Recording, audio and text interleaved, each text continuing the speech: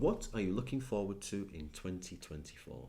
The most important of the least important things, football. Not only that, it's Liverpool Football Club. So for this year, 2024, I'm looking forward to winning the league, fingers crossed. Like, we can edit this in June to see if that happened. Attending the final of the Europa League in Dublin, that would be incredible. That's at the end of May. The Euros football championships happening in Germany. We're not far from Berlin, so a day trip to Berlin to go and watch a match. Professionally, I'm so excited for what Matchstick is going to achieve this year. We have some ambitious plans, ambitious goals. And let's hope I make it. Big 5-0, I'll be 50 in 2024. What was the question? I'm also really looking forward to growing Matchstick and hitting all of the ambitious goals that we set for ourselves. Getting some more case studies on the website. On the personal note, I am looking forward to, excited and slightly terrified of running my first marathon in May. Nice. What we got next? What's your favorite art form? I can talk about it for a while, but just to be mindful of time, I will say painting. I absolutely love painting. I love doing it. I love watching somebody else do it. I love seeing the final result. It can bring tears to my eyes just walking into a room full of beautiful paintings, and I can spend like 30 minutes in front of a painting just absorbing it and kind of meditating and thinking about what went through the artist's mind when they were painting it. It's either cinema or music. I think for me to answer that, I would have to think, okay, if I had to choose one and I could only have that, yeah, I don't think I could live without music. As much as I love cinema, music is just such a fundamental, crucial part of my life. Helps through tough times, can be the missing ingredient for motivation sometimes, can be an expression of joy. One of my favourite or most basic ways of expressing creativity is through dance, and it's possible, but it looks a bit weird dancing without music. So yeah, music for me. Would you travel to the past or future, and why? Past, definitely. As tempting as it is to see what's coming, I'm fascinated with what came before. Specifically, if I had the time machine, I would travel to ancient Egypt. Our trip to Egypt was just absolutely mind-blowing. I would love to see how the pyramids were built. We don't know who built them, how they were built, what the purpose was, or even how old they are. And I think the answers to these questions could really unlock some groundbreaking technology that could have a massively positive impact on our species and the planet. So yeah, past for me. That sounds amazing, and I would love to travel to ancient Egypt as well. But I'll say the future is more tempting for me, because as it is now, I know that I'm not going to live in 200 years time or 1,000 years time, and I'm really curious to see what's going to happen. And I think right now just things are changing at the speed of light. Things that seemed absolutely crazy a few years ago are completely normal now. How far in the future would you go? 200 years? 200 years, wow. Yeah, is that too big?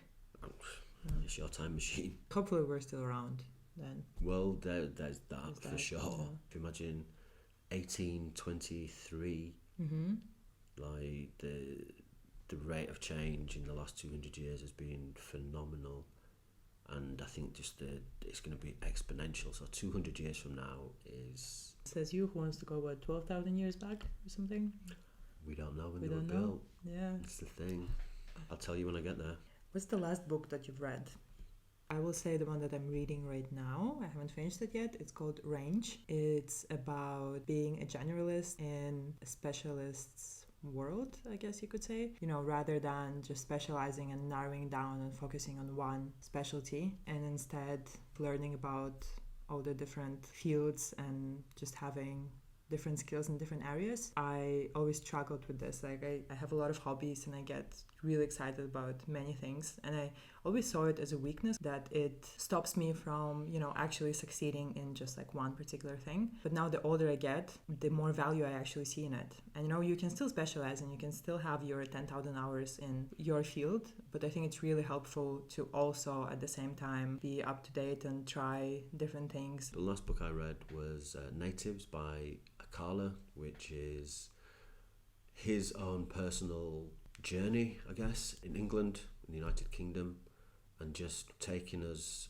through political, economical factors that have really shaped England and the UK, being the largest colonial force, to where we are currently. How those choices have impacted the nation as a whole and people individually. He's one of the smartest, brightest, most articulate people around in the UK, I think. Brilliant mind, does a lot of amazing work with young people, getting young people to confront their fears, using Shakespeare as a tool for education and building confidence in young people, which is pretty surprising, but works. His own very distinct, very unique voice and way of viewing the world is very illuminating. Highly recommend.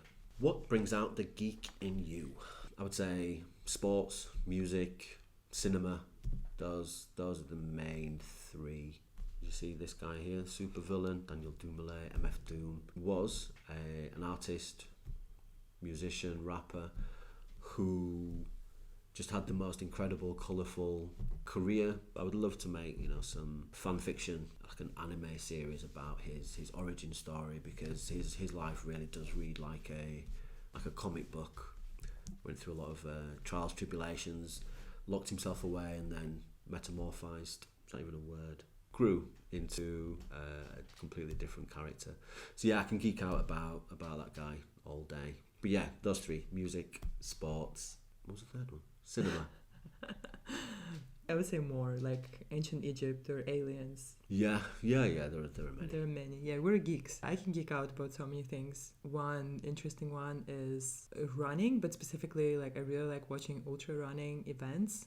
I still consider myself a beginner at running. I've only been running for a few years, but I absolutely love it. I love watching people who are really good at it. And so these events, it's where people run like 100 miles up and down the mountains across multiple days. People run for like 58 hours. Some people run for like 5 days, like 200 milers. If there's a live stream, not much actually is happening. Like, they just show maybe the 8 stations and the fastest runners. I've watched these events like from beginning to end. So like, I would wake up in the morning and just start playing it, like geek out about their statistics and like what they're eating, what they're wearing, how their crew supports them along the way. I love it. What brings you joy? Definitely spending time in nature, snorkeling. Absolutely love snorkeling. Hiking and being surrounded by trees and beautiful views, mountains, desert. For sure, I can echo that. Being in nature, whether that's swimming, snorkeling, is one of the most joyous things I've done. Definitely going off grid can be very joyous. And I'm not sure, is this a symptom of joy? Maybe it is. Just laughter. Hearing other people laugh can spark joy in me. It's such a naked, pure sound, emotion. I can get immense joy just from hearing somebody else laugh. Obviously laughing myself. Sharing a good joke brings joy. I have to go. I mean, I don't have to go, I have to answer.